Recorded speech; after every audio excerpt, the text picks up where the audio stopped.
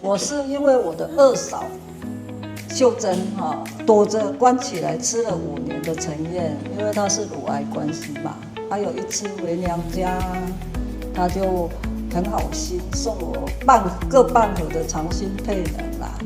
说不要等到她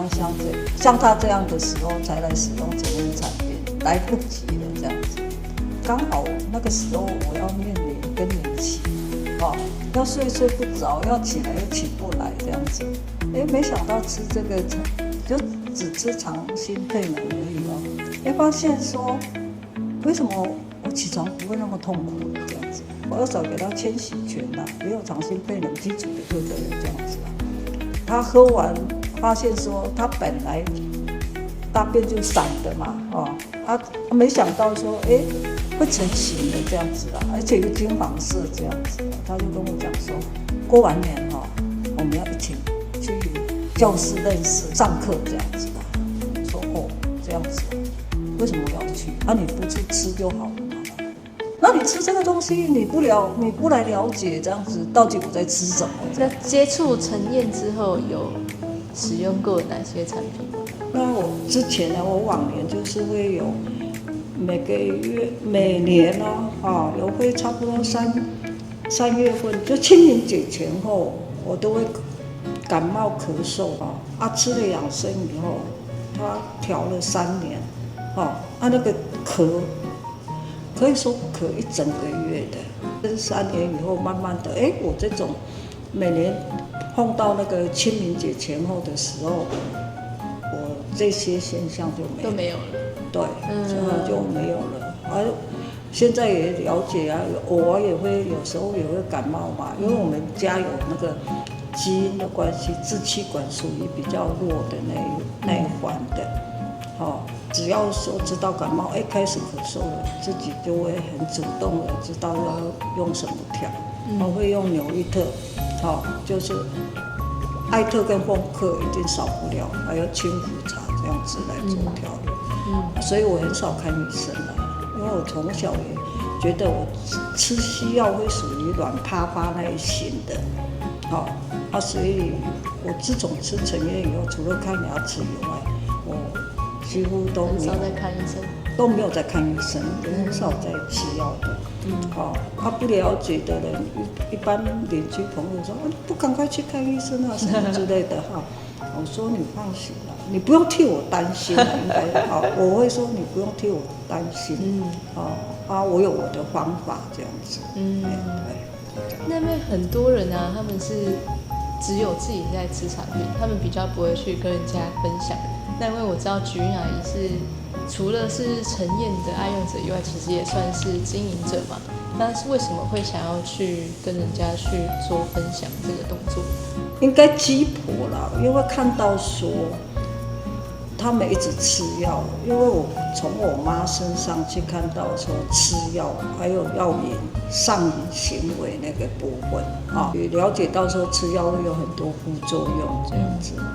吃药不一定治得好你的病嘛，因为我认识的也是老人跟邻居朋友而已嘛，我就会跟他们讲说你要不要试着用一点陈燕的产品来调养一下这样子。你调养的话，总比你这样一天到晚吃药状况的话，你试看看这样子。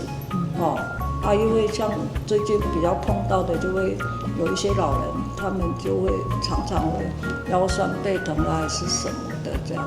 我就会还蛮主动，就会跟他们分享说你去做复健可是你没有用营养去修复的话你复健完一样在不舒服的痛你如果用营养去补充的话，你去试看看通常我会这样跟他们分享他们就会就想说好试看看这样子啦。菊云阿姨接触陈燕有快20年，对，但也跟陈燕去过很多地方。我去过好几个地方了，我也忘记了不过最有印象就是奥捷那一次也有去到奥捷，对，很漂亮。因为奥捷是我我参加一个欢喜办戏团去德国演出的时候，就会想到说，那个脑袋里面说，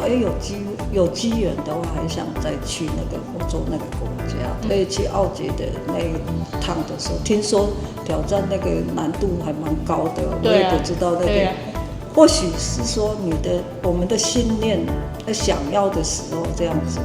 终于知道自己挑战成功的那一刻是什么想法？应该会说喜悦啦就是那个喜悦说不知不觉真的完成了这样子完成就把老天爷要给我去完成这一趟的话就跟着去这样子。有什么话想可以鼓励他们一起跟我们一起出来分享陈燕这个事业？我觉得要用到陈燕的产品真的要很特殊的缘分。以前会不好意思跟人家分享，现在会比较想要说，只要看到说他有需要当然会很希望大家都能够平安健康，少受一点病苦这样子就是说要勇于就分享去分享别人健康，也是一种有点功德，你知道吗？这样子，所谓的功德就是说，最起码他少吃一点药这样子药物的副作用真的很多种，看到吃药又没有变好，我心里会产生觉得很不舍这样子会有这种，就主要还是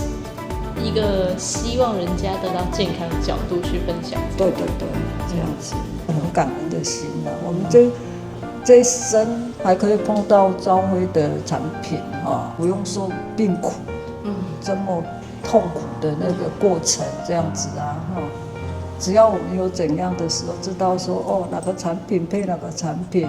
对这个产品多加使用这样子。很多人会问说，你花这么多钱在那个，我说我花这么多钱吃产品，可是我不用花很多钱去医院我说什么最贵真的是病床最贵呢